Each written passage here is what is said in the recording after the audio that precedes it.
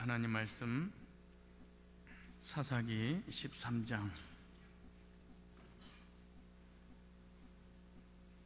15절부터 20절까지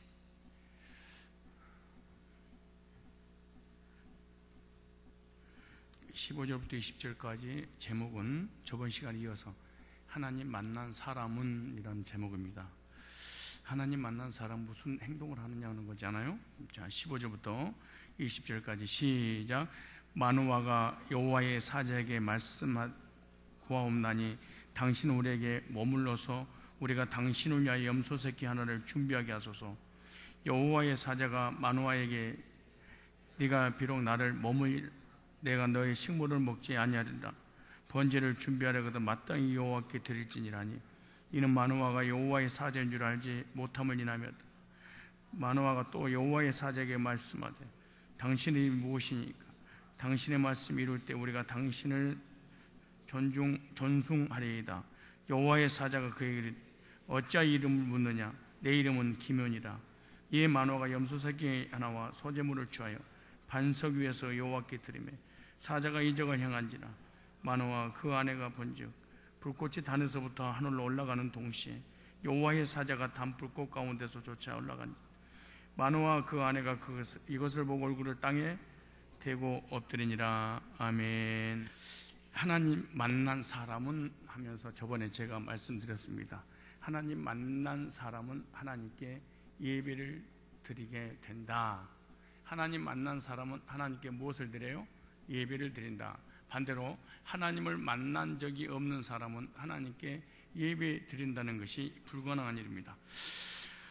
마노아는 하나님의 사자를 만나서 대접해야 되겠다고 생각을 하자 네가 본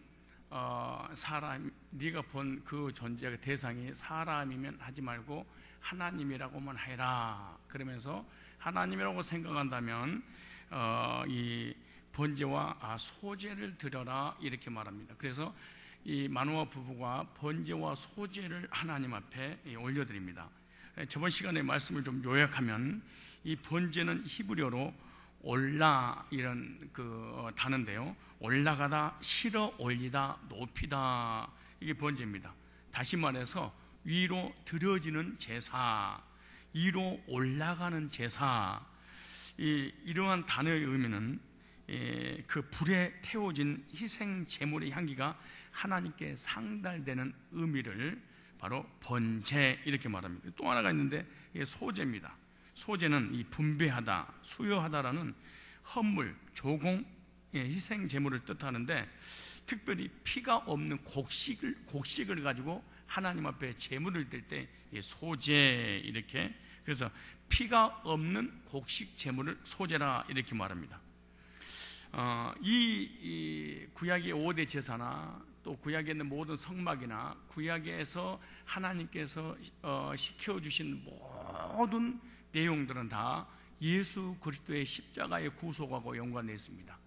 하나님의 아들 예수님이 땅 오셔서 하나님 앞에 번제를, 우리 죄를 대신해서 번제를 드려주는, 하나님 앞에 올라가는 예수님 십자가 구속을 얘기하고, 또 소제는 생명의 떡, 말씀의 떡이 되신 예수님을 얘기하는 거예요. 즉 무슨 말이 우리에게 적용하면 예수 그리스도의 십자가의 구속으로 거듭난 사람이 육신적인 양식을 먹어야 살고 성장할 수 있듯이 영적인 양식을 먹는 삶을 얘기하는 것입니다. 그래서 구원받은 하나님의 백성들은 떡으로 사는 것이 아니고 하나님 위해서 나오는 말씀으로 사는 것이다. 그래서 하나님을 만난 사람, 구원받은 사람, 하나님의 백성들은 이 여러 가지의 제사가 있지만 가장 중요한 것은 두 가지를 반드시 해야 됩니다.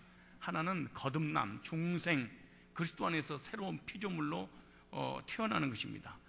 이 사람이 하나님 앞에 예배드리면서 하나님의 말씀의 삶을 사는 것입니다. 그러니까 두 가지만 봐도 하나님의 백성이라는 걸 알 수가 있습니다. 하나는 말씀을 통해서 거듭난 사람은 반드시 하나님께 예배를 드리기를 원하고, 두 번째 말씀을 사모하고 말씀 중심의 삶을 살아가게 되는 것이다, 이렇게 생각합니다. 여러분 스스로 여러분 자신이 여러분에게 한번 적용해 보시오.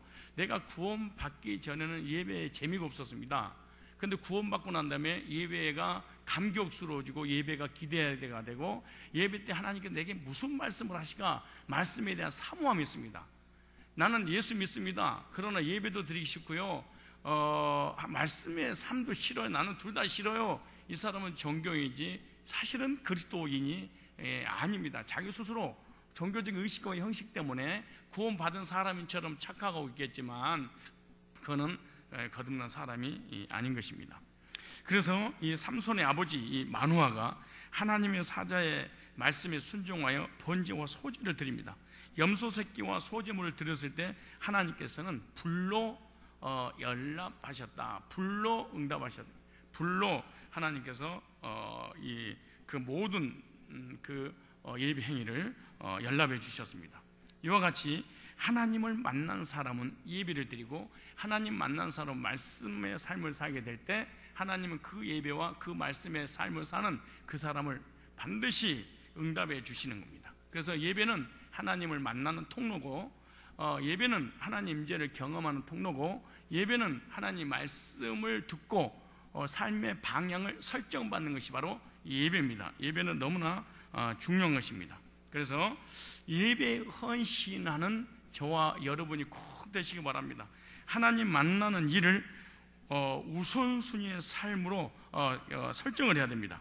예배를 통해서 하나님과 만나고 예배를 통해서 교제 나누고 예배를 통해서 하나님 뜻을 전해주기 때문에 예배는 너무나 중요한 거예요. 모든 걸 다 했는데 예배가 안 되면 인생이 실패가 되는 거예요. 오늘도 하나님은 신령과 진리로 예배하는 자를 찾아다니신다, 이렇게 종교인들을 찾아다니는 것이 아니라 신령과 진리로 예배하는 자들을 하나님은 찾아다니시고 계신다, 이렇게 말합니다.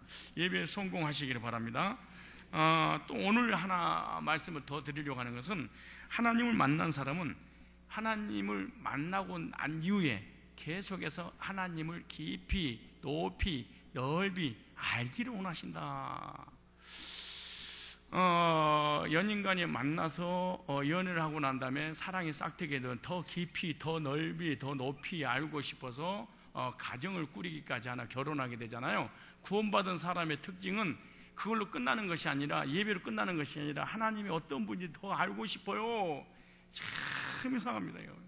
돈을 주시고요, 명예를 주시고 물질을 주시고 권세를 주시고 건강을 주시고 자녀 잘 되시고 사업이 대박나게 해주시고, 이런 기도가 아니라 당신이 어떤 분입니까? 더 깊이 더 넓이 내 인간의 이성과 인간의 어떤 방법과 인간의 노력으로는 하나님이 계시해 주지 않고는 알 길이 없으니까 하나님 알고 싶습니다. 이게 오늘 사사기 13장 17절로 18절에 나옵니다. 마누아는 하나님의 이름을 부르었습니다. 하나님이 누구십니까 도대체? 이 마누아가 자기의 예배의 대상을 만나는 순간 하나님을 알기를 원한 것인데, 하나님의 이름을 오늘 보면 이렇게 기묘자라, 기묘 이렇게 가르쳐 주신 내용이 나오는데, 여기 하나님의 사자가 자신을 믿는 이름을 묻는 마누아를 바로 안 가르쳐주고 책망하는 내용이 납니다. 하나님께서 하나님의 이름을 묻는 거, 깊이 아는 거 너무너무 소중하고 중요한 일이잖아요. 그런데도 불구하고 책망하는 것은 신적 권위를 나타내는 하나님의 태도입니다. 무슨 말이냐면은 언제든지 지체 낮은 사람이 지체 높은 사람에게 이름을 묻는 건 신뢰입니다. 언제든지 높은 사람이 아랫사람에게 이름을 묻는 것은 그건 신뢰가 되지 않는 것입니다. 그런데 낮은 자가 오늘 본문에 보니까 큰 높은 분에게 예배를 받으실 대상을 향해서 하는 말이, 당신의 일이 뭡니까? 당신의 신분이 뭡니까? 당신의 정체를 밝혀주셨으면 좋겠습니다. 여기 사자의 책망에는요, 네가 어떻게 나의 정체를 완전히 알려고 하느냐, 이런 뜻이 담겼습니다. 이 하나님의 사자가 이렇게 이 마누아를 책망하면서 이 이름을 알려주시는데, 내 이름은 이 기묘니라, 이렇게 말씀합니다. 우리 번역에는요, 내 이름은 기면이라 되어 있지만 그 원문에 보면은 그는 기면이라 이렇게 말씀이, 그는 기면이라. 이것은 그의 정체는 무슨 말인지 알아요? 네 이성으로는 이해한다는 게 불가능한 일이야, 이 말입니다. 네 머리는 이해할 수 없다는 겁니다. 그러니까 네 머리는 절대로 기묘자, 전능자 하나님을 깨달은다는 것은 0.1%도 불가능한 일이야, 이렇게 말합니다. 그러니까 이 하나님의 사자의 신분은요, 만화가 생각할 수 있는 것 이상으로서 그는 만화의 머리라든가 판단으로 도저히 따라갈 수 없는, 이해할 수 없는, 깨달을 수 없는, 판단 자체도 할 수 없는 분이다, 이런 뜻입니다. 왜 내 이름은 기면이라 이 말 자체가. 그래서 이 마누아 부부에게 2번씩이나 나타나신 이 그 하나님의 사자는 단순한 천사가 아니었습니다. 그는 분명히 신성을 가지신 분이었습니다. 기면이라 신성을 가지셨는데 성부 하나님은 아니었습니다. 대부분 성부 하나님, 성자 예수님, 성령 삼일째 하나님을 오해해서 양태론에 빠지게 되는데, 구약에 하나님을 만난 사람은 한 사람도 없습니다. 하나님을 본 사람도 없습니다. 그렇다면 무슨 말이에요? 구약에 만났던 모든 하나님의 사람들이 만났던 그 천사는요, 바로 성자 예수님 만난 겁니다. 그러니까 성부 하나님을 만난 것이 아니라 성자 예수 그리스도를 구약에 만났다, 이렇게 생각하면 됩니다. 그래서 구약 성경에는 여호와 아니면 한 특별한 어떤 천사 이렇게 나타나는데, 이스라엘 백성들이 위험에 빠질 때마다, 전쟁의 위기가 올 때마다, 시련과 고난이 올 때마다 나타나셔서 도와주신 분입니다. 그래서 성경에는 천사라고 이렇게 하나님의 천사라고 표현했는데, 그러나 절대로 신적 권위는, 능력은 가지고 있었지만 성부 하나님은 아니시다. 때로는 천사를 불릴 때도 있지만은 이 오늘 본문에 나오는 이 천사는 이 다른 천사들과 아주 근본적으로 구분되는 분입니다. 그러면서도 백성들을 아주 사랑하셔서 위험에 처할 때마다 나타나셔서 도와주시고 인도해 주시고 붙잡아 주신 분입니다. 그래서 처음에 이 마누아는 자기에게 나타난 이 사자를 뭘로 봤냐, 오늘 본문에 보니까 사람으로 봤다, 그렇게 말하는 거예요. 그러니까 사람으로 봤다면 나 대입해 드리지 마라. 이 사람을 섬길 바에야 네 관리나 제대로 해라, 이렇게 말합니다. 사람에게 물질, 시간 투자할 거 너를 위해서 투자할지언정 사람에게는 투자하지 말고 너를 우선순위 해야 되고, 두 번째 하나님께만 예배 드려라. 그러니까 사람인 줄 알고 대접을 하려다가 이렇게 사자가 나타나서 하는 얘기입니다. 그리고 이 사람은 생각하기를 하나님이 우리 가족을 위해서 사람을 자기 집안에 보냈었다, 이렇게 생각을 했을 겁니다.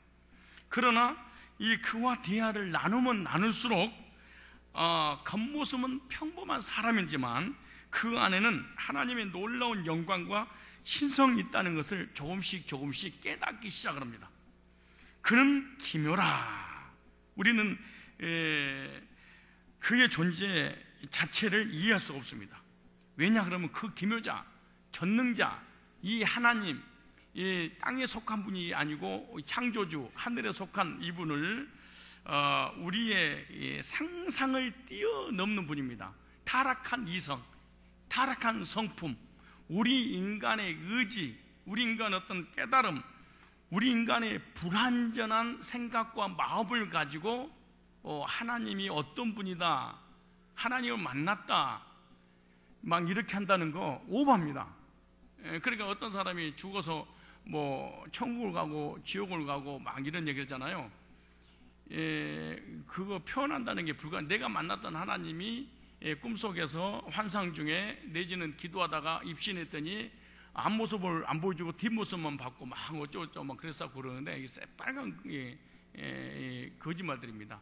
우리 인간은요, 허물과 죄로 딱 죽어버린 순간, 다시 말해서 우리 인간이 선악과를 딱 따먹고 하나님과의 단절됐잖아요. 단절된 순간 우리 인간의 의지로는 하나님을 부를 수가 없습니다. 하나님을 찾을 수도 없습니다. 하나님을 믿을 수 없습니다. 우리가 눈물을 흘리고 회개하고 몸부림치면서 하나님 만나고 싶어요. 그런데 만날 수 없는, 왜? 만나 달라고 할 수도 없는 우리 인간이 전적 타락, 전적 부패이기 때문에 우리 인간의 의로는 하나님이 우리 인간의 의라든가 우리 인간의 이성이라든가 우리 인간의 능력으로는 하나님을 알 수 있는 능력이 제로입니다. 그러니까 구원받기 전에 하나님을 만났던 모든 것은 하나님이 아닙니다. 하나의 어떤 절대자를 만나려고 하다가 이상한 것들을 만나버린 것이지, 하나님을 죄인이 안다는 것은 불가능한 일입니다. 그렇다면 그 놀라운 하나님의 사자가 특별히 만화를 찾아오신 이유가 도대체 뭐였냐, 그 이유를 좀 알 필요가 있는데, 이것은 인간의 상식으로 상상할 수 없는 구원을 이루시겠다는 것입니다. 이제 그 시대적으로, 그 문화적으로 얘기한다면 이 블레셋은 그 당시에 어마어마한 강대국입니다. 그러니까 우리 한국과 전 세계가 합쳐진 그 연합군하고 맞먹을 정도로 강대국입니다. 그러니까 이스라엘이 그 블레셋을 이길 수 있는 확률은 제로라는 거죠. 0.6%도 없을 때. 그리고 이스라엘 백성들이 하나님을 부르지도 않고 찾지도 않고 예배도 안 되고 기도도 안 되고 교제도 안 되고 헌신도 안 되고 하나님 앞에 제사고 막 완전히 단절될 때, 우리 인간이 주여라고 부를 수 있는 힘이 전혀 없을 때, 하나님의 놀라운 능력으로 이스라엘을 그러니까 이스라엘 행위와 이스라엘의 어떤 노력이나 이스라엘의 어떤 뜻하고 전혀 관계없이 하나님께서 이스라엘을 은혜로 구원해 주시겠다는 그러한 이유에서 찾아온 거예요. 그래서 그런데 천국에서 기묘라는 별명을 가진 천사는 한 명도 없습니다. 또 기묘라는 별명을 가져온 지상 이름도 지구 역사에 단 한 번도 없습니다. 그러니까 기묘라는 단어 자체를 사용할 우리 이 피조의 세계는 없어요. 기묘, 모사, 전능하신 왕, 영존하신 아버지는 전부 하나님에게 속한 것이 아니고 하나님의 아들 예수 그리스도에 속한 거예요. 다시, 기묘, 모사, 전능하신 하나님, 영존하신 아버지, 이런 단어가 성부 하나님께 속한 것이 아니라 성자 예수 그리스도께 속한 단어들이에요.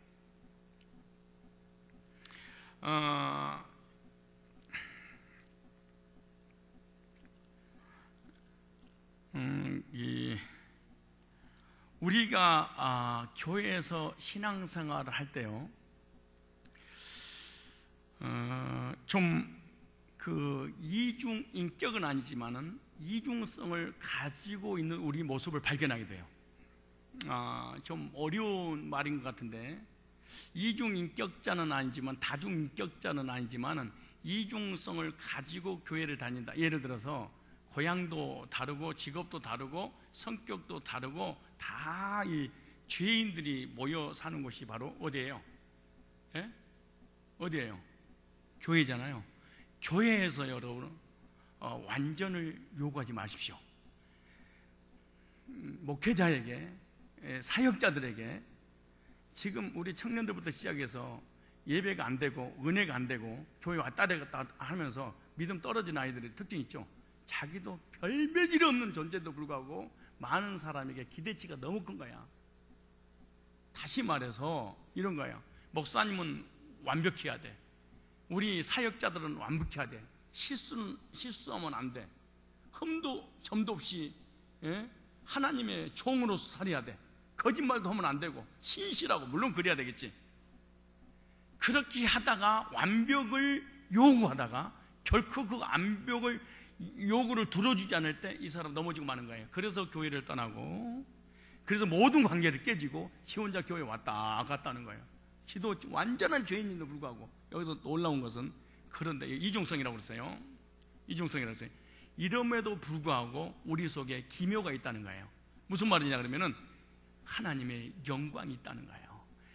예배 가운데, 교제 가운데 우리가 막 화를 내고 스트레스가 쌓이고 승부욕이 강해서 사기도 치고 거짓말도 하고 남한테 넘어뜨리기도 하고, 그래도 그 속에 하나님의 백성들에게는 하나님의 기묘가 있다는 이중성을 잊어버리면 안 돼요.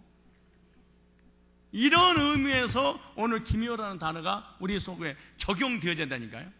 그럼에도 불구하고 우리 안에 예수가 있고 거룩한 성전이라고 그러고 하나님 백성이라고 그러고 영원히 천국에 살 사람이라고, 하나님이 나오시는 못 산다고 하는, 화를 내고 욕심이 있고 세속적이고 정욕적이고 이기적이고 막 내 멋대로 사는 것 같지만은 이 속에 기묘가 있다는 거예요. 이걸 오늘 믿으시고 여러분 정체성을 회복하시길 바랍니다. 여러분, 내가 내 자신을 볼 때 얼마나 실망한 줄 아십니까? 아니, 이 복음서는 이러는 내가 정말 싫어, 그러는 내가 정말 미워. 내가 자주 얘기하는 것처럼 구원받은 우리 속에 하나님의 뜻대로 살려고 하는 몸부림이 있는데, 그렇게 살지 못한 내 자신을 보고요, 하나님은 그대로 가만히 있고 사람들도 나한테 뭐라고 하는데 내가 나를 확 절망시켜. 이 바보처럼 살았군요. 이 바보 같은 놈, 이 짜잘한 놈이 나를 스스로 막 책망하고 막 비하하고 막 이럴 때 얼마나 많은지 몰라요. 근데 하나님 그러는 거예요.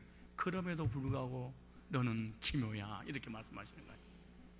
무슨 말이냐? 하나님의 놀라운 은혜와 하나님의 영광이 이 오합지졸 같은 더럽고 추한 우리 인간들이 교회에 모였는데 그 속에 나의 영광이 있다는 거예요. 하나님의 은혜가 있다는 거예요. 하나님의 능력이 있다는 거예요. 하나님의 역사가 있다는 거예요. 이것을 보라는 거예요. 그런데 우리는 상대방의 단점 하나만 찾으면 영원히 그걸 올무로 만들어가지고, 이게 참 가슴 아프고 안타까운 일입니다. 이게.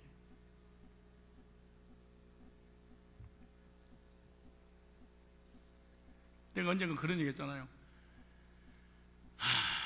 참, 내가 개척 막 시작해서 사이판에 우리 노예에서 수련회에 갔어요. 근데 이 전도사 때라든가 수년 동안 지켜봤던 그런 목사님들이 있잖아요. 기도를 하면 이제 죽이는 거예요. 얼마나 은혜스러운지. 오, 거룩하신 주님, 오늘도 저희들을 사랑하셔서 붙잡아 주시고, 그 사랑을 어찌 우리가 헤아릴 수 있겠습니까? 막 물어. 이제 전도사 막 이렇게 막 얼마나 목사님들이 기도 잘하세요. 그 설교하면은 그냥 뭐 오줌 쌀 정도로 설교도 잘하시고, 그래서 막 이 존경의 대상이야. 그 나도 이제 같은 집 목사가 드디어 됐네. 같은 레벨에 들었었잖아요. 그래서 정말로 겸손하고 검소하고 정말로 하나님의 종처럼 사는 모습 보고 있다가 외국을 갔는데요, 완전히 딴 사람이야. 아니, 완전 이중격자가 아니고 이중성을 가지고 있는 사람이래. 확 뛰더라고. 뭐 돈을 쓰고 막 물건을 사고 이런 거, 막 진주 같은 거 막 이런 거 있잖아요. 막 이거 막 사모님들 걸고 막 목사님들 막 그 외국 나가 명품 막 사고 막 그 어디야 거기 그 기내 말고 면세점 같은 데 가서. 그때 내가 그래서, 그리고 막 예배도 안 드리고 갖고 기도도 안 하는 것 같고 막 엉망이 막 사람이 그냥 쉽게 무너지대. 이국만 나가면. 이런 말 있잖아요. 어쩐 비행기를 탁 탔는데 어떤 그 승무원이 있다가 양주 말고, 양주를 뭐라고 그러지? 그 와인 한 잔 아시겠습니까? 뭐 이렇게 하잖아요. 그래서 내가 목사인데 큰 소리로 내가 목사인데. 그게 지나갔어. 근데 보니까 나 혼자 탄 거야, 목사님 혼자. 그래서 한번 쑥 돌려보니 아무도 없네, 아는 사람이. 잠깐 뭐라고 그랬어요 방금? 그거 뭐라고? 빨간 거 와인? 한번 따라봐. 뭔지 모르지만 그래, 취해가지고 내렸잖아. 술 드셔가지고 취해가지고. 그래서 내가 실망을 하고 그 목사님 앞에서 어떤 목사님한테 그래서 목사님, 나 진짜 목사님 보고 실망이네요. 내가 존경의 대상들이 이런 순간 내가 막 무너지는 느낌이 들어요. 그랬더니 그 옆에 있는 오래된 목사님, 어르신 목사님 하신 말씀이 냅둬 그러더라고. 아니 어떻게 냅둬요? 그걸 좀 지금 여기서 신앙생활을 거기서 외국이랑 똑같잖아요. 그랬더니 다도 얼마나 성도들한테 짓눌리고 숨 막혀서 숨통 조이고 10년, 20년, 30년 목회하다가 밖에 나와서 푸는 거야. 놔둬봐. 이해를 못했어. 나도 5년, 10년 목회하고 외국 나갔어. 막 내가 가고 싶은데 가고 먹고 싶으면 먹어. 소주, 술 얘기하는 게 아니에요. 막 사고. 그때 딱 돌아오더라고. 냅둬 그 말이. 냅둬 그 말이. 그럼 우리 와이프한테 그래. 외국 나가가지고 필요한 거 있어? 얘기해. 사고 싶은 거 사. 성도 보지도 마. 멋있는 옷 입어. 막 그래버리래. 무슨 말이냐면은 우리가 하나님의 백성이고 거룩하게 살고 경건의 모양을 갖추고 신앙생활하고 이거 하나님 영광이 있잖아요. 그럼에도 불구하고 또 다른 죄인의 성품이 고들이 있어.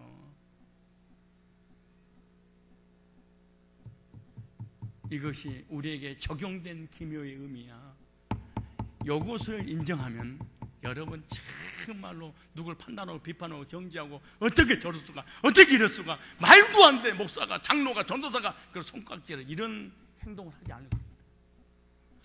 그럼에도 불구하고 뭐가 있어요? 하나님의 보이지 않는 영광이 우리 속에 있는 겁니다. 하나님 은혜, 하나님의 회복, 하나님 능력들이 이것이 기묘입니다. 이런 이중성을 안 좋은 어떤 세상 사람처럼 살아가고 있는 죄인들이라 할지라도 그 속에 하나님 은혜가 있고 능력이 있고 하나님의 영광이 있구나 라고 발견한 그 사람을 거듭난 사람이고 영적인 사람이라 그러는 거야. 이걸 볼 줄 아는 사람, 이걸 그리스도인이라 그러는 거야. 근데 교인들을 볼 때 하나님의 영광과 하나님의 은혜와 하나님의 능력과 하나님의 말씀과 하나님 임재는 하나도 안 보고 죄인만 보는 거 있잖아요. 이 사람 거듭난 그리스도인이 아닐지도 모릅니다. 왜? 자기가 그런 경험을 해본 적이 없어서 그런 거지. 없어서 그런 거예요. 정말로 거듭난 적이 없어서 그런 거예요. 진짜로 거듭난 경험이 있는 사람은요, 자기 자신의 이중성을 보고 상대방 이중성을 보면서 하나님 백성의 기묘가 저 안에 있었구나.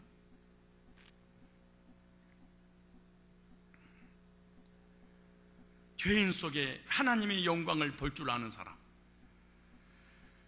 그 신적인 능력을 체험할 수 있는 사람, 이 사람은 복된 사람인 줄로 믿습니다.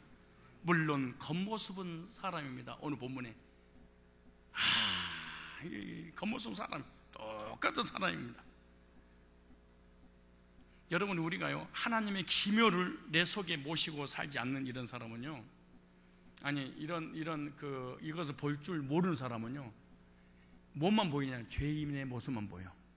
그리고 죄인의 모습 보니까 사람이 시시해, 웃어, 병신 같아, 교제도 안 나누고 싶어. 이거는 완벽한 율법주의 성향을 가지고 있어서 거듭나기 전에는, 사람이 거듭나기 전에는 철저한 율법주의입니다. 자기는 복음으로 그러는데 율법주의입니다. 모든 사람을 평가하고 판단하는 그 잣대가 자신이야. 그 속에 하나님의 영광이 없는 거지. 그래서 나는 이 남자들이 됐든 50이 넘은 사람은 얘기를 잘 안 합니다. 이 말씀의 교제도 잘 안 해버려요.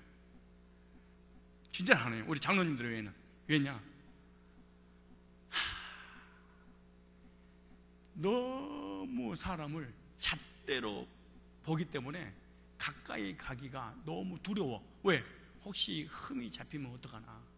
그래서 목회자들이요, 어제 내가 옛날에 전도사 때 존경했던 목사님이 한 분 계시는데, 남포교회 목사님이라고, 그 책을 통해서만 나는 그분을 알게 됐는데, 아주 유명한 70이제 69세네 은퇴를 앞두고 있는데, 그분은요 성도들이 하나님의 기묘를 이해를 못하니까 예를 든 거예요. 제가 성도한테 상처받지 않으려고 성도하고 교제도 안 합니다. 악수를 한 번도 안 하고 예배 딱 가면 집으로 딱 악수도 안 하고 밥도 안 먹고 교제도 안 하고 그걸 목사님들끼리만. 왜? 정을 주고 상처를 받으니까 견딜 수가 없다는 거예요.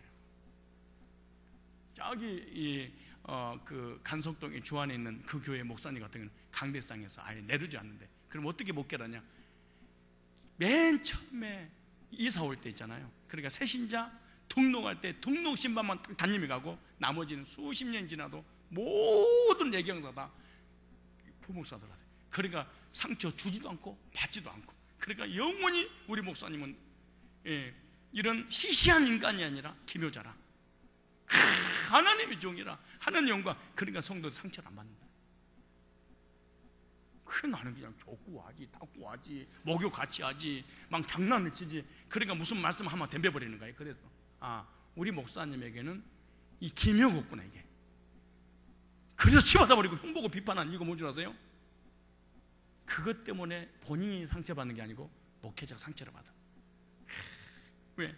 그렇게 쏟아 부었던 정을 내가 눈에 얘기하잖아요. 진짜 사람들이 눈을 내가 얘기하잖아요. 잘 보셔야 돼. 이 사람에게 내가 커피 한 잔을 대접했어요. 그럼 이 사람은 커피를 이분한테 대접하는 게 아니야.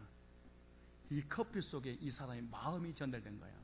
멋있는 말인데 저거. 이 사람에게 뭐 식사를 대접할 때는 식사를 대접한 게 아니야. 내 마음을 대접한 거야.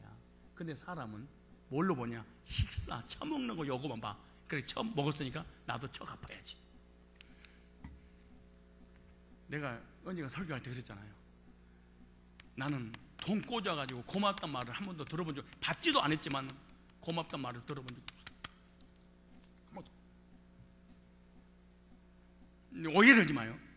진짜 돈 꽂은 걸 계산하면요, 나 집 한 채 샀을 거야. 받은 적 없지만. 무슨 말이냐 그러면은, 내가 언제가 어떤 우리 장로님들한테 그랬어. 그 옛날에 이거 뭐지 이거? 반지 이거 사파이어 이걸 이렇게 좀 주면서 여기에 대한 가치를 두지 마라.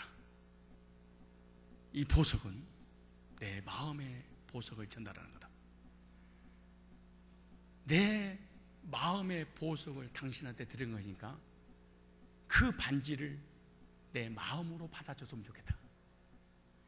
이것이 10만 원이냐 100만 원, 1000만 원이냐 가치에 두지 마라. 내가 그런 얘기했어. 이것보다 더 중요한 건 이 사람이 주는 이 마음이야.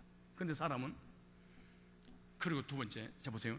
무엇인가 이 사람에게 선물을 주거나 돈을 이렇게 주거나 이럴 때는요, 이 사람이 내가 사랑하는 마음이 없으면 절대 줄 수 없는 거야. 10원짜리 하나도 사람이라는 거는.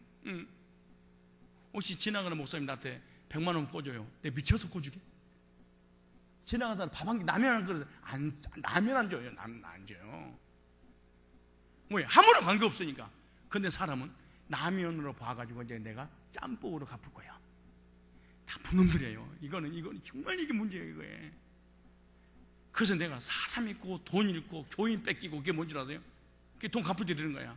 이렇게 딱 건넬 때는 저 사람의 마음이 나한테 왔구나 이렇게 생각하는데 내가 꼭 갚을 거야. 두고 봐! 이런 짓거리를 하는 거야. 사람이 얼마나 가슴 아픈 일입니까 이게. 그 사람 모든 인생을요 다 그렇게 연결하는 거예요. 그러니까 낙심하고 좌절하고 시험 들어가는 이거 전부 다 이거 문제로 다 돈으로 보여서 그런 거야. 사람 마음으로 받아들이지 않았어. 그래서 그런 거야. 사람들과 관계 속에서 무엇인가 주고받고 있을 때는 어떤 상황 속에서 주어지는 어떤 그 물질 있잖아요. 이걸 보지 말고 이런 가운데 나를 생각하는 저 사람의 사랑과 마음이 있었구나. 이걸 전달받아야 돼. 그가 다 성숙한 그리스도인이요, 성숙한 인격을 가지고 있는 사람이에요. 근데 그걸 안 봐. 무시했다는 등. 그래서 아무리 친하게 지내고 아무리 그러더라도 목회자가 가까이 가지 않는 이유가 뭔 줄 아세요? 그 사람이 받은 상처는 나중이야. 교회도 마찬가지잖아요.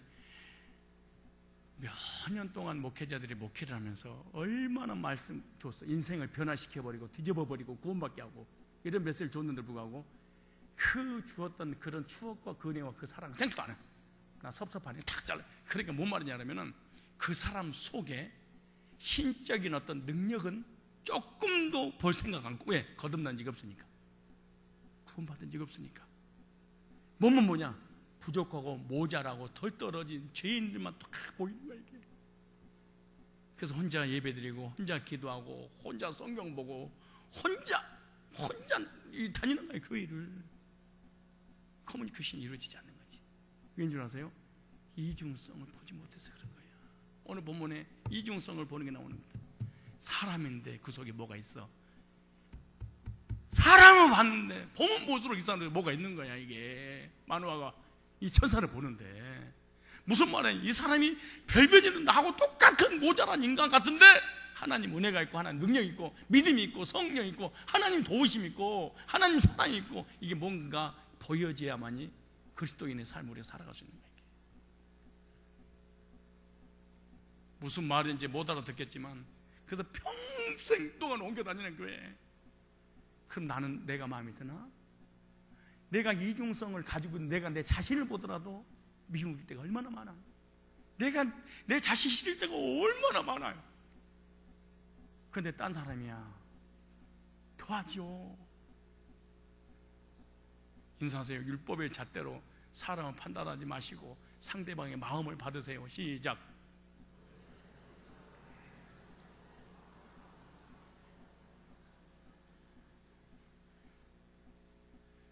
우리가 겉으로 보면 정말 시시한 존재잖아요.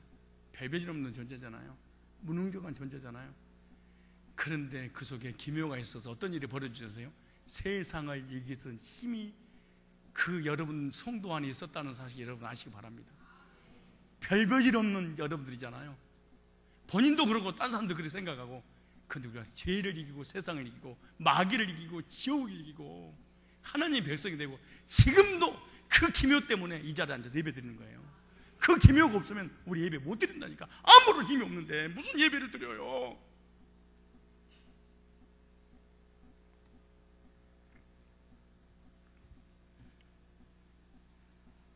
하나 더 하겠습니다. 마노아에게 찾아온 이 천사는요, 신약의 예수 성자 예수 그리스도였습니다. 구약의 여호와의 사자를 구약의 그리스도로 해석했어요. 천사는 하나님 메시지를 전하고 하나님이 시키는 일을 수행할 뿐인데, 여호와의 사자는 자주 하나님의 동격으로 호칭되고 내가라고 말씀하고 있기 때문에 성자 예수 그리스도 하나님 아들이에요. 여호와의 이 사자는요, 이 사사시대의 마노아에게 나타난 이 사자가 장차 그의 하나님의 아들이 태어나면 포도주를 금하고 머리를 깎지 않는 평생 이 나신으로 살게 하라고 이르시는 그 마노아가 그에게 당신이 무엇이냐 이렇게 묻자 마노아에게 대답합니다. 13장 18절에 어찌하여 내 이름을 묻느냐? 내 이름은 기묘자니라 이렇게 말씀했어요.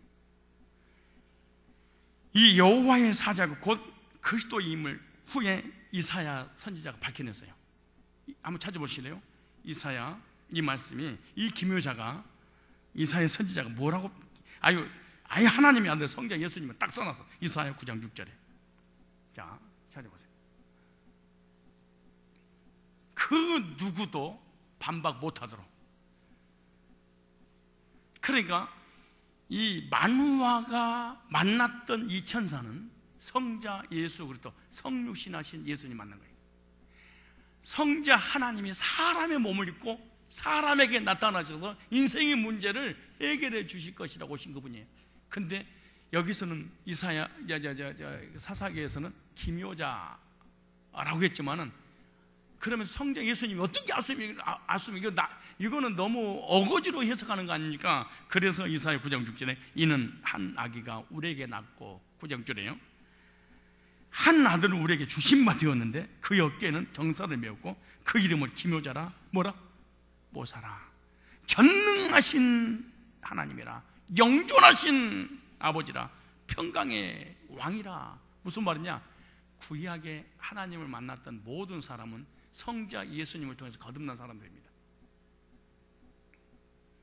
그러니까 하나님을 떠난 우리 인간이 하나님의 백성이 될 수 있는 이런 길은 하나님 믿어도 되는 게 아니야. 양심 시대, 무슨 족장 시대, 구약 시대, 율법 시대, 이런 아주 이 사람들은요 정말로 교리가 잘못된 사람들이에요. 구약에는 아담부터 시작해서 모든 구약 사람이 다 구원받은 사람은 다 예수 그리스도를 영접하고 죄 용서받고 거듭나 하나님 백성 된 거예요.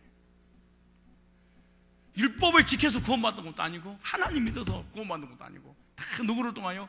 예수를 통하여서 다 구원받은 거예요. 여기 보니까 여기서 이는 한 아기가 우리에게 낳고 그러면서 이 땅에 말씀이 육신 하나님의 아들 예수 성자 하나님께서 사람의 몸을 입고 이 땅에 오실 것이다. 한 아이 동정녀 마리아를 통해서 사람처럼 꼭 이 땅에 오실 것이다. 이걸 믿어서 보여주고 있는 거예요.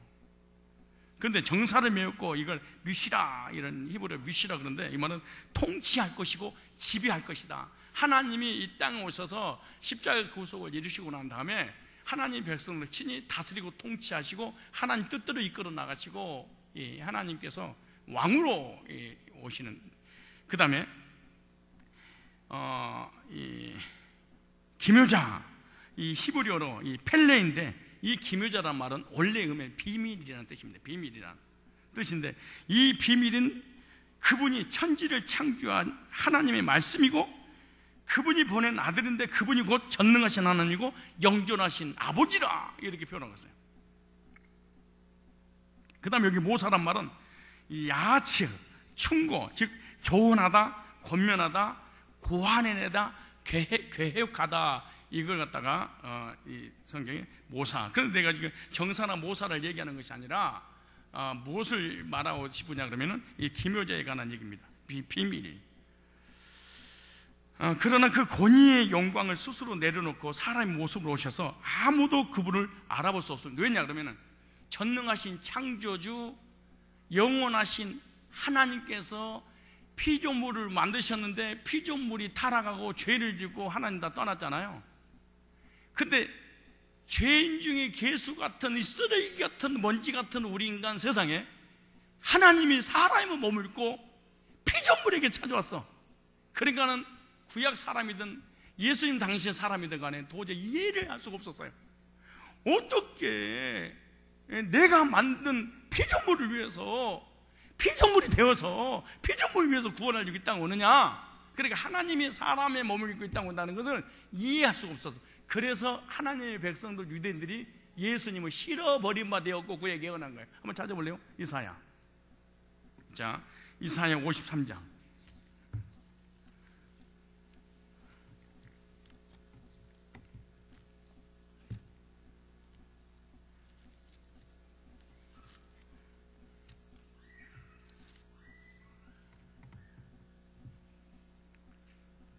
이사야 53장. 우리의 전한 것을 누가 믿었느냐? 여호와팔이 네게 나타나느냐? 그는 주 앞에 자라나게 연한 숨 없고 마른 땅에 나온 줄기 같다. 그 모양도 없고 하나님인데 하나님의 사람 몸을 입고 도저히 인간이 이해가 안 가는 거예요. 풍채도 없었는지 우리의 복이 흠모할 만한 아름다운 것이 없도다. 그러니까 어떤 일을 보냐? 하나님이 이럴 수 없다는 거예요. 구약이 예언되기를, 그 보세요. 그는 멸시를 받아 사람이 실어버리만 되었으며. 왜? 하나님이니까, 전능자니까, 창조주니까, 왕이시니까 멋지게 나타나야 되잖아요. 근데 그러지를 못해.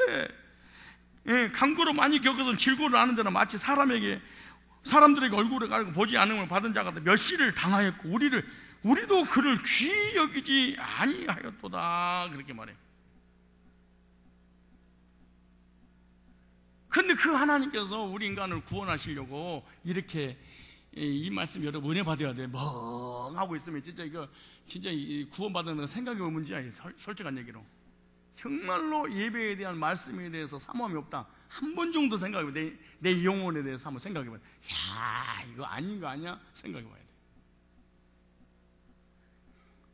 그는 실로 우리의 질고를 지고 우리의 슬픔을 당할 거라 우리는 생각하기를 그는 징벌을 하나님께 맞으며 고난을 당하였노라. 그래서 이제 오셔가지고 우리 죄를 이제 대 십자가 지는 내게 나오네. 그가 찔림으로 우리 허무 인하며 그가 삼은 우리 죄악으로 인합니다. 그가 징계를 받아 우리가 병을 누리고 그가 채찍에 맞아 우리가 나옵니다. 우리는 다 양같은 그를 행하여 각기 제 길로 가기 여호와께서 우리의 무리의 죄악을 그에게 담당시키셨도다. 이렇게 말했어요. 그가 곤욕을 당하도 괴로울 때도 그 입을 열지 아니었으면 마치 도수장으로 끌려간 어린 양 털 깎는 자 앞에 잠잠한 양같이 그 열지 아니에요. 그가 곤욕을 신문을 나고 끌려가서 이게 신약의 그대로 성취가 됩니다. 글자는 안 떼고 그대로 성취가 돼요. 그런데 자, 아까 사사기 13장 나와 있던 마누아가 불렀던 그 이름을 알려달라고 할 때 당신 누굽니까 할 때 기묘자라고 할 때 그 기묘자가 전능하신 성자 하나님이라는 이 직접적인 본문의 성경 구절이 없으니까 사람들이 이게 뭐냐, 이게 김은 천사님은 성부 하나님이 아니겠냐. 근데 성부 하나님이 아니고 이 땅에 사람의 모습으로 이 땅에 오실 것을 이사야 이 선지자를 통해 아예 구체적으로 밝혀버렸어. 그는 영원하신 영존하신 성자 하나님이신데 그는 기묘자라는 거야. 그 비밀이라는 거야. 누구에게? 구원받지 않는 사람에게 비밀이지. 구원받은 자는 계시로 보여주는 것이지. 이거 계시적 지혜잖아요. 하나님이 계시를 보여줘야만 구원받은 거예요. 하나님이 계시를 주지 않으면 절대로 구원받고 우리 예배드리지 못하는 거예요, 여러분요. 하나님께서 여러분 은혜 주시고 계시적 지혜를 주셔서 구원받고 교회 나와서 예배드리고 그러는 것이지, 누가 예배 안 드리고 싶고 그런 사람 구원 안 받고 싶어서 어디가 있겠어요. 그런데 하나님께서 마음 자체를 안 주세요. 참 이상합니다, 여러분요. 정말로 희한합니다. 희한한 정도가 아니에요. 하나님께서 구원의 문제라든가 은혜의 문제요, 하나님이 열어주지 않으면요 몸부림치고 금식하고 뒤집어져도 안 되는 거예요. 왜? 우리는 허물과 죄로 죽은 존재이니까 하나님의 절대적인 주권 속에 열어주셔야 돼요. 이게 성경입니다.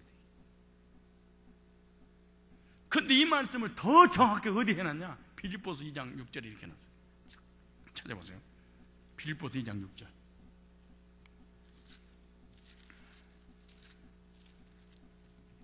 그러니까 사사기 13장에 나타났던 그 기묘자가 계속해서 구약에 예언되고 신약에 이렇게 오신 거예요. 자, 찾으셨어요? 2장. 자, 몇 절에 보시면 되냐? 5절에 너희 안에 이 마음을 품어라. 너희 안에 이 마음을 품어라. 어떤 마음이냐? 곧 그리스도 예수의 마음이다. 그러면 예수님은 누구냐? 이렇게 했어요. 그는 근본 하나님의 뭐예요?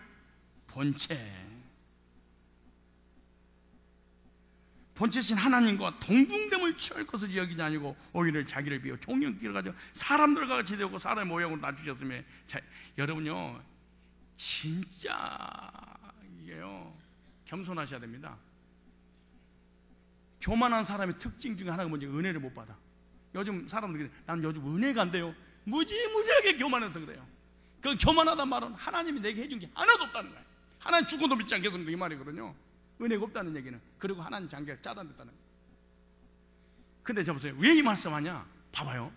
하나님이 사람 될 정도로 낮아버렸어. 얼마나 겸손해요. 근데 죄인이 안 겸손해. 아니 죄인이 죄를 짓고 감옥에 들어갔는데 안 겸손해. 어떤 게 있어요? 독방에 쳐넣어버리지. 그래도 안 겸손해. 죽여버리는 거예요. 그러니까 은혜 받고 감격 속에 신앙생활 할 수 있는 게 뭔 줄 아세요? 겸손입니다. 사실은 이 마음을 품어라. 누가 은혜 받은 줄 아세요? 겸손한 사람. 만약에 요즘 나는 은혜가 안 돼요. 힘들어요. 이거 쪽팔린 줄 알아야 돼. 이게 무서운 말이거든. 사실은요 하나님 해준 게 하나도 없어. 이거 무슨 말? 역으로 얘기하면 나는 무지무지하게 교만한 놈입니다. 나처럼 교만한 인간이 어디가 있겠습니까? 이게 말이에요. 그래 하나님 은혜 없어도 얼마든지 살아갈 수 있습니다 이 말이거든. 사실은 왜? 성경 나오잖아요. 은혜는 하나님이 주시는데 목사가 주는 줄 착각하고 있는 거야 이 사람들이. 얼마나 웃기는 거예요. 요즘 목사님 설교 나는 은혜가 안 돼. 상식적으로 생각해봐. 내가 은혜를 주냐? 내가 구원을 주고 내가 여호와야? 왜인 줄 아세요? 하나님이 안 믿어져서 그런 거예요. 본질적으로는, 근본적으로는 이 속에서 이게 안 믿어지는 거예요. 아무것도 안 믿어지는 거예요. 멘붕 상태예요. 여러분, 은혜는 사람이 주는 게 아니에요. 은혜는 목사가 주는 게 아니에요. 은혜는 하나님, 누구에게? 겸손한 사람에게. 그래, 은혜가 없다는 건 무슨 말입니까? 하나님하고 지금 대적자다는 거예요. 하나님하고 지금 전쟁이 벌어졌어. 그러니까 영원히 피폐한 거야. 교회 그냥 다 갔다는 거지 그냥. 그러니까 그것이 하나님하고 싸워서 못 이기니까 사람한테 쫓아다니면서 나는 은혜가 요즘 안 돼. 그럼 언제는 됐니? 그 저번에 됐잖아요. 그건 감정이지 무슨 은혜야 그게. 무슨 너무 은혜가 그냥 뭐 한순간에 사라져버려. 감정은요 금방 울었다고 조금 웃어버리는 거야. 근데 은혜는요 금방 왔다가 사라져버리는 게 아니거든 사실은. 은혜가 언제 오네? 그 하나님이 베푸는 기억할 때 은혜를 지속되는 거지. 하나님이 베푸는 게 아무것도 없어. 근데 무슨 기억이 날 게 뭐가 있어? 자 보세요 다시 한번. 자 오히려 자기를 비워 종형체가 사람의 모양으로 나타나서 자기를 낮추시고 죽기까지 복종하시 그 십자가에 죽으십니다.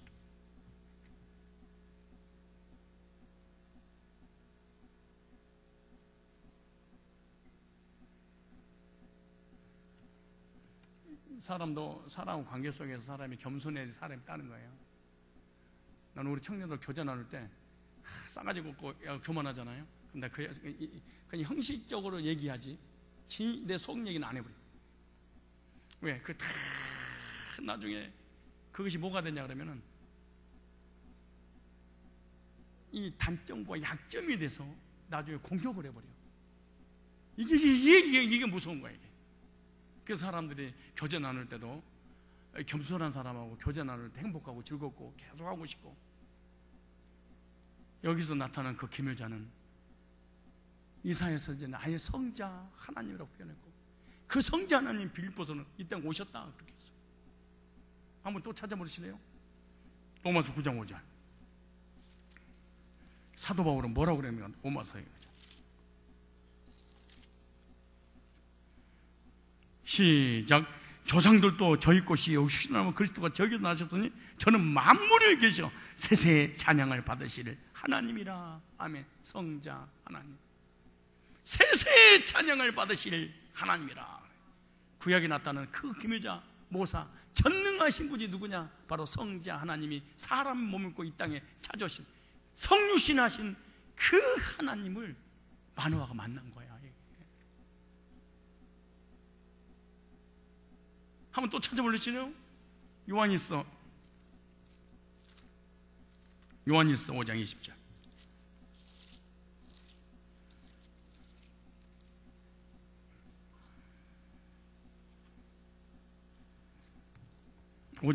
잡으세요. 시작.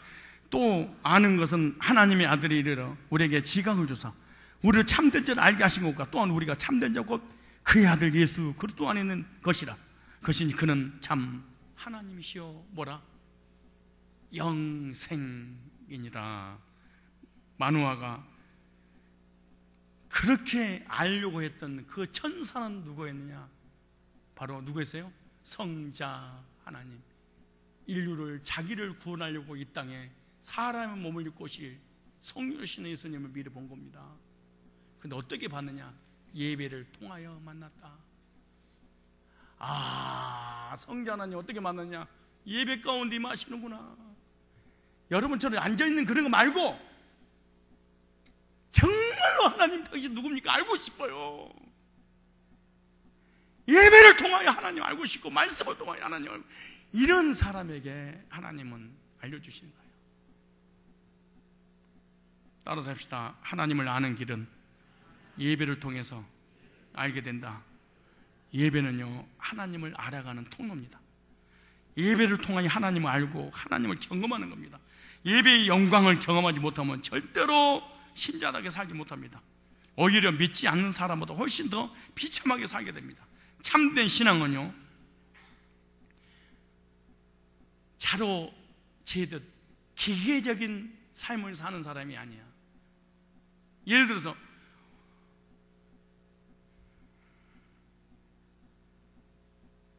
열, 다섯, 넷, 셋, 둘, 하나, 땡! 예배 시작하겠습니다. 빠를 수도 있고요, 늦을 수도 있어. 하나님 앞에 11조를 계산해 보니까 53만 2천을 드려야 돼. 가가지고 가게집에 가서 돈을 거실러 주세요. 왜요? 돈을 바꿔 뭐하게 해요? 11조를 드려야 되는데요, 이거는 하나님 만난 사람이 아니야. 그리스도인이 아니야.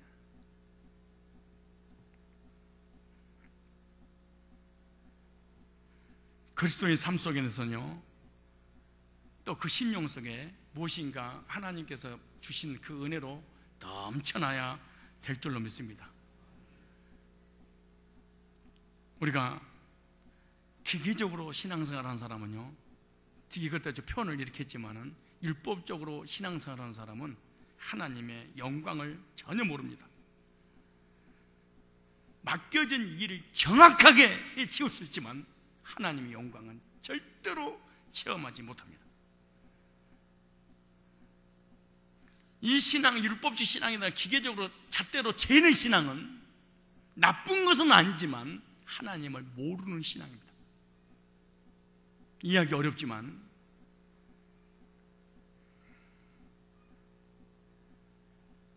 이런 신앙은요, 자신을 이기지 못하고 세상을 이기지 못하고 마귀를 이기지 못하고 이 세상에서 추구하는 모든 것에 한순간에 무너지고 마는 것입니다. 그리고 이런 사람들 시험도요, 눈 깜짝할 새 시험 들어봅니다.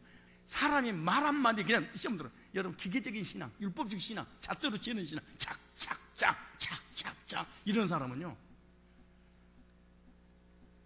누가 말 한마디만 하면 넘어가요. 시험 들고 상처받고 괴로워하고 고통스러워하고. 이런 사람들 은혜 받는다기 참 힘듭니다. 그러나 정확성은 있죠. 그럼요. 중요한 것은 하나님의 임재를 경험해야 되는데 하나님 임재를 경험하지 못합니다. 여러분, 시간 있을 때, 기회 있을 때 우리가 해야 될 일이 뭔 줄 아십니까? 하나님의 영광을 체험하는 것입니다. 하나님 임재를 경험하는 것입니다. 어떻게 경험한 줄 알고요?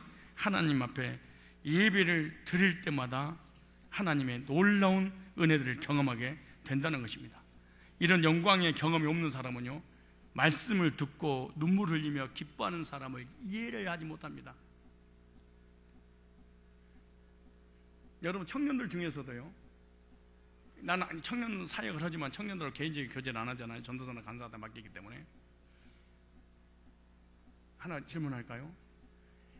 하나님 앞에 예배드리고 하나님의 말씀 받고 은혜 받고 말씀을 충격받잖아요. 이런 사람은 우리 교회 청년들한테 왕따 당합니다. 왜? 기계적이고 율법주의이고 완벽주의이고 잣대로 재는 이런 사람 앞에 이런 얘기하면요, 광신주의라고 생각해. 너는 내가 은혜 안 되는 넌 어떻게 되냐? 미친놈, 너 감정 있지도 몰라. 그래서 이들은요, 먹고 마시고 즐기는 거, 이런 교제는 되는데 말씀으로 교제 나누는 건 불가능합니다. 얘네들이 교제 안 합니다. 바람하게 사라져버리지. 잘합니다. 절대 교제 못합니다. 왜? 하나님의 영광이 임하기 전이니까.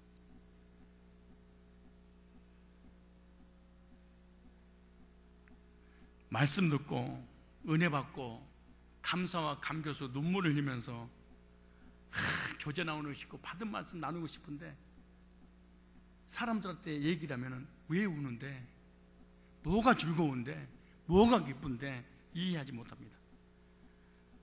그리고 생각을, 쟤 좀 심하지 않니? 쟤 오바 같은데 왜 쟤만 유별나? 어떻게 자로 되는 율법주의 본주의가 구원받은 성도들이 은혜 받고 이 멋진 신앙생활하는 것을 이해하겠습니까? 그러나 임재의 경험이 없는 사람, 기묘의 은혜를 체험하지 못한 사람은 죽은 신앙입니다. 봉사 잘하고, 이거 중요한 말이에요. 작은 일에 정직할 수는 있지만 이 사람은요, 신앙을 가졌다고는 볼 수 없습니다. 그리고 이 영광의 경험이 없으면 세상의 자신을, 마귀를, 시험을 절대로 이기지 못합니다. 아무리 머리를 쓰고 계획을 세워도 믿음의 신앙의 한 발짝도 앞으로 나가지 못합니다. 교회를 오래 다녀가지고 이론과 논리는 머릿속에 꽉 잡혀가지고 얘는 착착착착 이렇게 계획하고 착착 진행하지만은 신앙의 진보는 제로입니다. 안 되는 겁니다. 이게 우리 청년은 마찬가지야. 청년들 모이면 막 수요일날 회의하고 막 계획 짜고 앞으로 수련은 어떻게 가고 청년 어떻게 하고 그러잖아요. 그러나 자기 마음은 공허할 대로 공허하고 한 발짝도 뒤로 못하고 속에는 이런 거 있으면서 계획 짜는 겁니다. 확 이렇게 있으면서 모를 것 같아요. 미칠 일이지. 그런데 그래요. 안 되는 집구석 회의만 하고 자빠졌다고. 왜? 기도할 수 있는 힘이 없거든. 은혜 받을 수 있는 힘이 없거든. 은혜를 나눌 수 있는 힘이 없거든. 그런데 머리는 있거든. 촥, 계획, 수련회, 촥 어떻게 촥 그러나 속에서는 이게 있거든. 모를 것 같아요. 절대로 하나님 영광 임하지 못한 이 죽은 신앙은 머리가 좋아서 계획을 세우고 조직을 이끌고 회의는 하고 뭔가 이 아이디어를 구상해서 진도를 치고 나갈 수 있겠지만은 아무런 힘이 없어서 결국에는 나중에 자기가 무너지고 맞습니다. 그래도 사람 보기에는 이렇습니다. 참 머리 좋다, 조직적이야, 계획적이야, 체계적이야, 논리적이야, 참 이렇게 해야지. 근데 공허합니다. 그 모임이 자기도. 이거는 세상입니다. 이거는 기독교가 아니에요. 세상에요, 삼성, LG, 현대 가봐봐. 머리 들었어, 기가 막혀. 거기 성령 있게.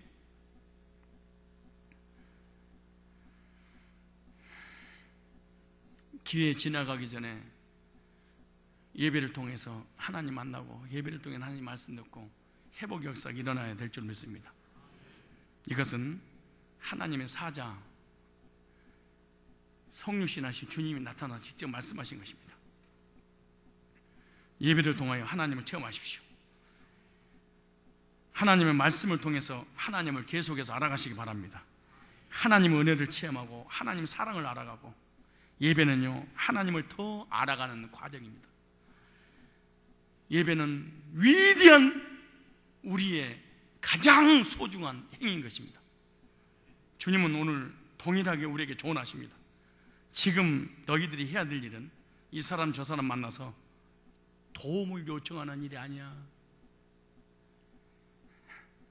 남편 만나서 꼬드기고 사정하고, 이웃집 만나서 돈 꿔달라고 그러고, 이 사람 만나서 사업 좀 같이 하자고 그러고, 사업 자금이 없는데 좀 도와달라고 그러고, 이 사람 만나다 시험 들었다고 그러고, 이 사람 만나다 은혜가 없다고 그러고, 나 어떻게 하면 회복되냐고.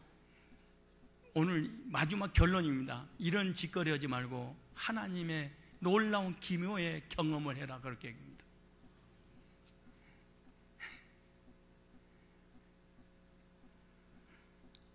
너의 힘으로 문제를 해결하려고 뛰어다니는 것이 아니라 지금 너희들이 해야 할 일은 그 힘과 열정으로 하나님 앞에 나아가는 거다.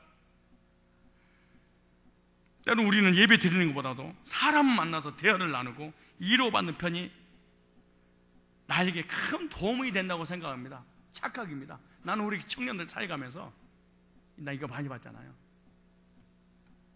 우리 그 어른들 사이 가면서 봤잖아요.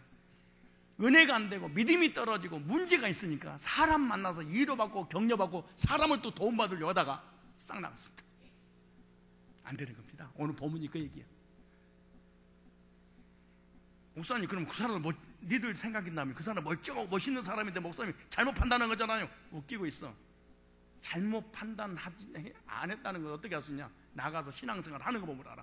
예를 들어서 우리 여기 다른 교회에서 오신 분들 계시잖아요. 이분들이 진짜로 저쪽 교회에서 믿음 생활 잘하다가 어쩔 수 없이 복음 때문에, 말씀 때문에, 신앙 때문에 내지는 이사를 와서 다른 교회 가까운 데 갔어. 그러면 여기서 더 잘해, 열심히. 그럼 그러고 말고. 왜? 여러분들 증인이잖아. 근데 여기서 사람에게 격려받고 힘 얻고 뭔가 이겨내려고 했었는데 이것이 안 돼서 나가잖아요. 밖에 나가면 날라리 돼버려. 예배도 안 돼, 기도도 안 돼, 교제도 안 돼, 깡패 돼버려요. 무서운 마귀로 바뀌어버리는 거야. 그걸 보면서 너희들이 여기서도 문제인데 밖에 똑같구나, 이렇게 하는 거야. 나는 이분들이 신앙 어떻게 할 수 있는지 여러분은 잘 모르잖아요. 근데 밖에서 신앙생활 잘하다가 하나님 어떻게 더 많이 알고 싶어요, 예배 드리고 싶어요, 하나님 누군지 궁금해요, 이런 사람은요 교회 와서 더 신앙생활 예배 영적으로나 정신적으로나 인격적으로 모든 면에서 밖에 살아요. 그래서 내가 직분 우리 교회 3년밖에 안 돼도 권사 안수로 지는 이유가 뭔지 아세요? 그쪽 믿음을 지금까지 10년 20년 세월 왔던 그걸 열매로 우리 교회 사는 거 보니까 저쪽에서 잘했었구나, 그래서 주는 거야. 알지도 못하면서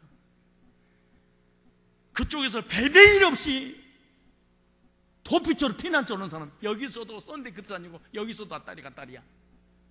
우리 교회에서 신앙생활 하다가 딴 데로 가서 정말로 믿음으로 살고 복음으로 살고 하나님 뜻대로 살고 싶고, 근데 목사님한테 은혜가 안 되고 상처가 되고 교회 성도로 교제가 안 되고 이루가 안 돼. 근데 딴 데로 갔어. 예배가 되고 기도가 되고 헌신이 되고 충성이 되고 하나님 더 만나고, 그러면 우리 교회가 나빴어, 틀렸어, 네가 맞았어. 근데 나가서 보니까 갔더니 더해. 진짜 나쁜 놈이. 여기도 나쁜 놈, 저기서 나쁜 놈. 여기서 새는 바가지, 거기서 샌 거야. 이걸 보면서 이놈이 잘못됐구나, 이걸 나는 기준으로 잡아. 이 말 잘 들어야 돼. 이거 여기서 가짜더만 저기서 가짜구나.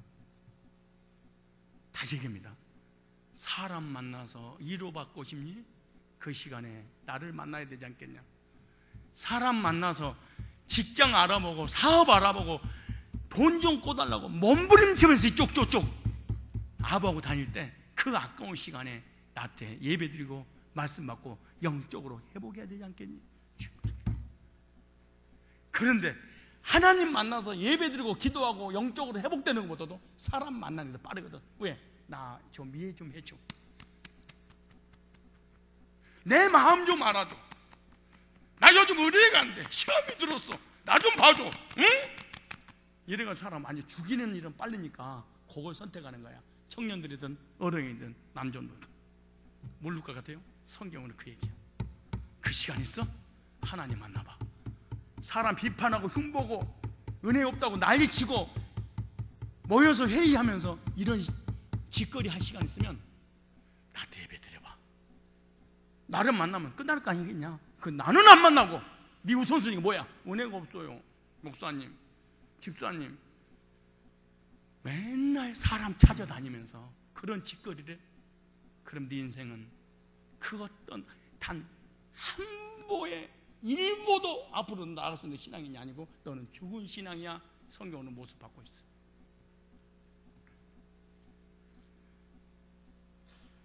오늘 보면 하나님의 사자가 나타나서 그렇게 말씀, 준비해라. 그냥 시간이 너한테 있다면 사람을 만나서 사람한테 돈을 쓰고 사람 만나서 위로받고 사람 만나서 인생의 문제를 해결받을 그 시간이니 나한테 예배 드려라. 아누한테 오는 거 하지 말습니다. 그래도 싫을걸? 우리 청년들은 그래도 싫을걸? 그래도 모여서 회의하고 계획 세우고 욕하고 흉보고 은혜 없고 이런 얘기가 빠르지. 그래가지고 해결되는 건 아무것도 없이 또 원점으로 돌아가고 계속 후퇴는 되는데, 어른들도 마찬가지야. 하나님 앞에 예배 드리는 그 시간은 너무나 아깝고 예배 시간 하나님 말씀 받는 건 너무너무 아까운 거. 하나님 사자가 마누아의 이 제안을 거부하신 것은 이처럼 그의 신앙을 인간적인 차원에서 한 단계 끌어올려 예배를 통해서 하나님의 영광과 능력을 경험하고 하나님을 알게 하는 데 목적이 있었던 거예요. 이것만이 앞으로 나의 가족의 살 길이다. 이것만이 우리 가족의 힘을 공급시켜줄 능력이 많은 것이다. 이스라엘 살릴 수 있는 유일한 길, 우리 가정을 살릴 수 있는 유일한 길, 우리 가문을 이끌어서 유일한 길은 하나님을 예배드리고 하나님에 가까이 가고 말씀 받는 거 해놓구나. 그래서 이렇게 사람 앞에 찾아가서 힘을 받고 격려받고 그러기 위해서 돈 투자한 거, 그 시간 있어? 나한테 해봐라. 그러면 네 가문 살 것이고 네 미래 책임지고 블레셋에서 억압된 네 나라 민족 내가 구원해 줄게. 물질의 문제, 경제 문제, 건강 문제, 사업의 문제, 인간의 모든 문제들 이거 나한테 예배드리고 말씀 받아봐. 그럼 내가 해결해 줄게. 근데 사람 만나서 그런 짓거리 할 시간 있겠니? 돈 쓰고 교대 나누고 희닥거리고 이럴 시간 있어? 나한테 그 시간을 투자해봐. 나한테 한번 해봐봐. 하나님 앞에 한번 해봐봐. 네 가문 후손 대 끊어졌지? 내가 후손 연결해 주지. 블레셋에서 완전히 노예 생활하지? 블레셋에 내 물려주지. 누구를 통하여? 네 가문의 후손을 통하여. 나한테 예배 드려봐. 오늘 이 말씀을 들은 여러분들의 태도 뭔가 봐봐요. 그래도 불구하고 돌아서서 또 누구 흉보고 누구 또 비판하고 목사가 어떠고 장로가 어떠고 집사가 어떠고 교회가 썩었고 사랑하고 은혜가 안 되고 이런 짓거리 할 바에 교회를 떠나셔야 됩니다. 왜? 다른 사람 영향받으면 안 됩니다. 다른 사람이 영향받으면 그 영향 때문에 공동체에 문제가 옵니다. 다시 얘기합니다. 사람 만나서 힘을 얻으려고, 사람 만나서 무엇인가 문제 해결 받으려고, 사람 만나 인생을 논하고, 사람 만나 은혜를 회복하려고 사람 만나는 거, 이런 시간 나를 만나라. 사람 만나서 커피 한 잔 주면서 온갖 시간 낭비할 거 나한테 그 시간 줘봐봐. 언제 줬냐 네가. 여기서 근본적으로 해결받지 않는 사람은 다른 교회 가서도 여전할 것이고, 다른 교회에서 은혜 받고 온 사람은 여기 와서도 은혜 받고, 다른 교회에서 우리 교회 왔을 때 하나님 어떻게 하나님 앞에 더 가까이 가고 예배 성공 하나님이 누군지 더 깊이 알까요? 이렇게 몸부림치는 사람은 교회에서도 여전히 생활이 신앙이 지속될 거고, 그럼 우리 교회에서도 개차반처럼 율법의 잣대로 그 죄성을 가지고 이중성을 못 보고 부족하고 연약한 이 허물만 잡고 늘어진 놈은 밖에 나가서도 여전히 거짓거리 하느라고 평생 동안 방황하며 다닐 거고, 그럼 여러분 가족들 혹시 있어요? 밖에 나가 신앙서 어떻게 하는 거 보십시오. 수요배, 금요배, 난예배, 저녁배. 너는 그럼 우리 교회가 잘못되고 네가 맞았어. 그렇게 하십시오. 힘들걸, 불가능할걸, 깡패가 돼버리고 말걸, 완악하고 강팩하고 겸손도 못하고 이해도 못하고 간용도 못하고 덮어주지도 못한 채 아주 자기 개인적인 이기주의에 빠져서 비판하는 인생을 마무리할걸요. 이걸 보면서 열매를 보십시오. 얘가 가짜였구나. 열매를 보십시오. 내가 이단들한테 그런 얘기 했어요. 우리 교회 나갈 때 이단 찍혔잖아요. 얘들도 막 그랬잖아요. 그때는 밖에 나가서 문제가 없으면 너희들은 정상이야. 근데 밖에 나가 또 교회를 막 문자 보내고 청년들한테 애롭다 나 뭐 이런 얘기 했었고, 문자 너희들은 진짜 신천자면 가짜야. 근데 진짜로 그 짓을 하고 있어 지금. 나쁜 놈들. 너희들 가짜였구나. 우리 구원받은 성도 안에 끼어 있었기 때문에 너희들이 진짜처럼 보였을 뿐이지 너희들 가짜였구나. 가짜였구나. 내가 신천지로 이렇게 교회 나간 사람 있잖아요. 밖에 나가가지고 우리 교인들 안 만나고 말씀 공부 안 하면 너희들은 신천지가 아니야. 우리가 오해한 거야. 그럼 우리 교인들을 만나고 우리 교인들하고 교제 나누고 문자하고 이러면 너는 신천지야.